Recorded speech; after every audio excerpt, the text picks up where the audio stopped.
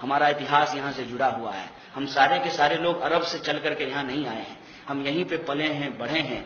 और उस धर्म की जो खासियत थी और जो पुराने धर्म थे जिसमें छुआछूत था, उसकी वजह से लोगों ने छोड़ करके इस धर्म को अपनाया है, क्योंकि ये पीस की बात करता है, बराबरी की बात करता है।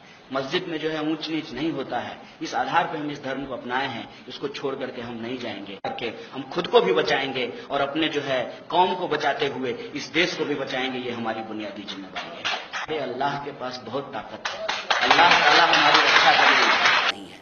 देश के पहले शिक्षा मंत्री मौलाना अबुल कलाम आज़ाद ने जामा मस्जिद की सीढ़ी से तकरीर किया और कहा कि ये मुल्क हम सबका है, किसी के कहने पे हम कहीं नहीं चले जाएंगे।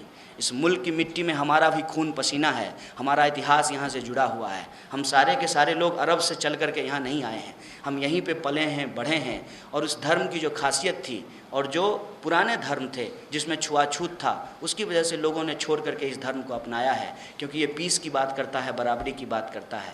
मस्जिद में जो है ऊंच नीच नहीं होता है। इस आधार पर हम इस धर्म को अपनाए हैं, इसको छोड़ करके हम नहीं जाएंगे। और तब इस देश के मुसलमानों ने इस देश में ही रहने का फैसला लिया था।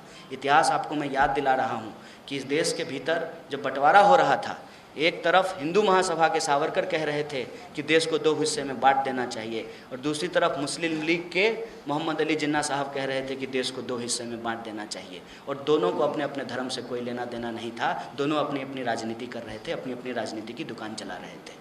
और अगर ऐसा होता कि उस वक्त के मुसलमान मुस्लिम लीग का समर्थन किए होते तो मुसलमान बहुल इलाकों में मुस्लिम लीग जीत जाती, कांग्रेस हार जाती। हुआ उल्टा था, कांग्रेस जीत गई थी और मुस्लिम लीग हार गया था। उसके बाद ही मुस्लिम लीग को डायरेक्ट एक्शन का प्रोग्राम लेना पड़ा था, और डायरेक्ट एक्शन का प्रोग्राम लेने के चलते यह बात बिल्कुल साफ हो गई कि अब इस देश के भीतर एक ऐसा कम्युनलिज्म हो गया है जिसमें हिंदू कम्युनलिज्म भी है और मुस्लिम कम्युनलिज्म भी है, कि ये दोनों मुल्क एक साथ अब नहीं रह सकता है। नतीजा ये हुआ कि हिंदुस्तान पाकिस्तान का बंटवारा हुआ। वैसी ही ताकतें आज फिर से सत्ता पे काबिज हो गई हैं, फिर से हिंदुस्तान पाकिस्तान किया जा रहा है, फिर से हिंदू मुसलमान किया जा रहा है, ताकि इस देश को एक बार फिर से बांटा जा सके। मैं आपको सिर्फ और सिर्फ ये बात याद दिला करके कि आपको डिफेंसिव होने की ज़रूरत नहीं है। आप संविधान को पकड़िए, उसके मूल्यों को पकड़िए, उससे ज़्यादा रक्षा करने वाला आपका कुछ नहीं हो सकता है। उसमें जो अधिकार की बात की गई है उसको आपको पकड़ना चाहिए। और कोई अगर ये कहे कि आपको कुरान को